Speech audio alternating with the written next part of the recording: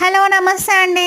గోధుమ పిండి బెల్లంతో కేక్ తయారీ విధానం తెలుసుకుందామండి. ఒక కప్పు గోధుమ పిండికి ఒక కప్పు బెల్లం తురుము తీసుకోవాలండి. 2 ఎగ్స్, ఒక మిక్సర్ జార్లో బెల్లం తురుము, కోడిగుడ్డు వేసుకొని బాగా గ్రైండ్ చేసుకోవాలండి. బాగా గ్రైండ్ అయిన మిశ్రమంలో ఆయిల్ వేసుకొని మళ్ళీ గ్రైండ్ చేసుకోవాలి. ఈ విధంగా గ్రైండ్ అయిన మిశ్రమాన్ని వేరొక బౌల్లో తీసుకొని దీంట్లో గోధుమ పిండిని కలుపుకోవాలి.